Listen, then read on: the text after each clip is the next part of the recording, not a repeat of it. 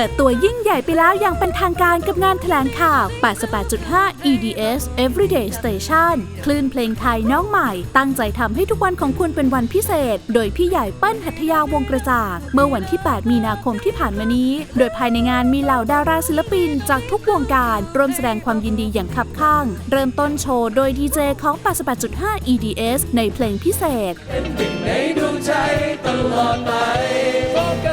ก่อนที่จะส่งต่อความสุขให้กับศิลปินรับเชิญอย่างคุณกบทรงสิทธิ์เส้นใต้เอาไว้ว่าเธอไม่รักบอกไม่ถูกว่าทำไมหรือเราจะเคยได้เจอกันชาติก่อนสาวเสียงดีโรสสิรินทิพย์เพราะฉันเองก็รู้รักเธอมากกว่าที่ตัวฉันจะยอมเปลี่ยนใจไม่มีอะไรจะทำร้ายเธอดีเท่ากับเธอทำและหนุ่มเสียงนุ่มคุณทีเจเซเตอร์คิดถึงเธอทุกทีโอ้ที่รักเริ่มต้นไม่ได้สักทีไม่ว่ากันคนได้ฉันเธอปิดท้ายด้วยความพิเศษสุดประทับใจกับ2เพลงพิเศษจากโปรเจกต์8เพลงพิเศษของคลื่น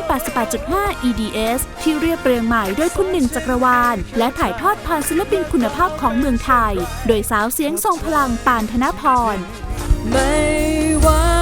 วันเวลาจะหมุนจะเวียนเปลี่ยนไปแค่ไหนจะเป็นกำลังใจให้เธอได้รู้สึกและพระเอกหนุ่มหล่อมาดเข้มเวียสุกลวัฒน์อยากให้เธอหนทางเดินใหม่อาจเจอใครถึงใจเธอต้องการเรียกได้ว่าฟินชุดใหญ่ประทับใจไปเต็มๆมานั่งฟังเพลงที่ถูกใจและยิ้มไปด้วยกันที่คลื่น 88.5 EDS Everyday Station เพราะทุกวันคือวันพิเศษ Every